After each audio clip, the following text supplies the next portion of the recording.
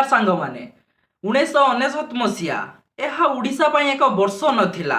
यह एमिते एक वर्ष थिला जे कि ओडिशार पूरा इतिहास को बदले देइथिला। अक्टोबर 29 तारिख रे एक महाबात्या कुआ जोने एक भयंकर महाबात्या ओडिशार उपकूल को आघात कला। पवन वर्षा समुद्र जुआर ए सब मिसिकी ओडिशा को एक विपर्जय भीतर को ठेली देला। ए कहानी केवल ध्वंसर कहानी नुहे, यह हेउजी भयरु साहस को ध्वंसर प्रस्तुति को एवं 1999 परे नुआ ओडिशा को जिबार कहानी गुटे।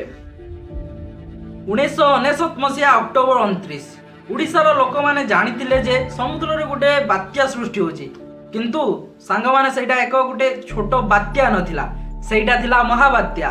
किछि एमिति देखु देखु किछि घंटा भितर पवनर बेग जोर बढ़िला, वर्षा भी मध्य सांग माने बहुत जोर रे हेला।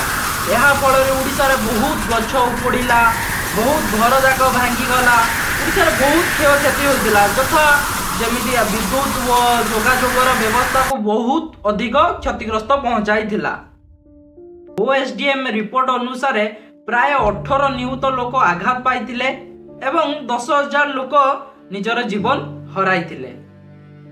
एही समय रे सांग माने ओडिसार मैनेजमेंट डिजास्टर इंफ्रास्ट्रक्चर टा एते भलो नथिला। साधारणतः भाषा रे हमें कहिबाकू गले एते मजबूत नथिला।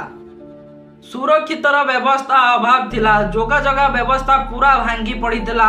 आउ एही महाबात्या हमको गोटे प्रश्न छाड़ी देई गला कि ओडिसा रे आगु को बात्या आसिले ओडिसा लोक करिवे कोन। 29 डिसेंबर 1999 रे ओएसडीएम गठन हैला। ओएसडीएम एहार लक्ष्य केवल विपद बेले रिलीफ बांटिबा नथिला, एहार लक्ष्य थिला विपद पूर्वरु लोकमानकु सचेतन जणाइबा, लोकमानकु सुरक्षित देबा। एहार मूल लक्ष्य एहा ही थिला। एहा थिला ओडिसा डिजास्टर मैनेजमेंट रो एक बड़ टर्निंग पॉइंट। तापरे ओडिसा रो विभिन्न उपकूल अंचल रे विभिन्न आश्रय स्थल निर्माण करा गला। सही आश्रय स्थल रे पानी, जेनेरेटर, फास्ट एड ए सब रो व्यवस्था मध्य रखा जाइथिला। एवं सबुठु बड़ कथा एया कि सही आश्रय स्थल को गाँ स्तर रो मैनेजमेंट कमिटीज माने परिचालना करुतले एवं मध्य सेठी ट्रेनिंग मध्य लोक मानकु देउथुले।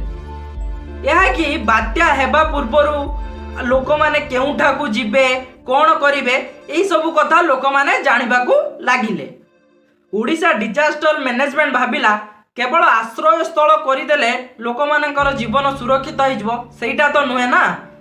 तेणु Odisha disaster management early warning एवं लास्ट माइल कम्युनिकेशन उपरे बहुत गुरुत्वपूर्ण देला। सेथि पई आजि कोस्टल विलेज रे साइरेन टावर, कम्युनिकेशन एवं अर्ली वार्निंग रो व्यवस्था मध्य रहिछि।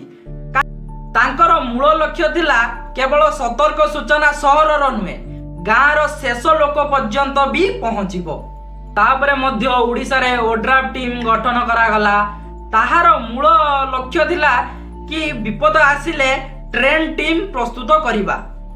तापरे मध्य ओडिसा को अनेक बात्या आसीछि, जेमिति फनी, फाइलेन, हुडुहुडु, तितली एवं अन्यान्य बात्या। किंतु 1999 बात्या भली बात्या परे सहायता प्रदान करिबा एथर एही बात्या गुडिकर से सबु हेला नाही। बात्या पूर्वरु अर्ली वार्निंग, आश्रय स्थल ए सबु उपरे ओडिसा डिजास्टर मैनेजमेंट अधिक गुरुत्व दैथिला। 1999 मसीहा बात्या हमकु सिखाइला कि बात्या को रुकी हेबो नाही, किंतु जीवन हानि को कमेई हबो। किंतु आजिर ओडिसा सिखाउछि कि बात्या आसीबो किंतु जीवन बंचिबो। एही 1999 महाबात्या ओडिसा को बहुत क्षतिग्रस्त करितला। अनेक परिवार भांगी गला, अनेक गाँ ध्वंस होई गला, अनेक को जीवन मध्य चली गला। किंतु एही बात्या रु आमे शिक्षा पाइले कि प्रकृति को रोकी हेबो नाही, किंतु प्रस्तुति द्वारा जीवन बंचाई हेबो। एहा केवल ओडिसा रे एक बात्यार कहानी नुहे, एहा हेउची किपरि गुटे राज्य विपदरु शिखी निजको बदलाइबार कहानी। एही डॉक्यूमेंट्री वीडियो भल लागितिले वीडियोटी को लाइक करंतु, शेयर करंतु एवं चैनल को सब्सक्राइब करंतु।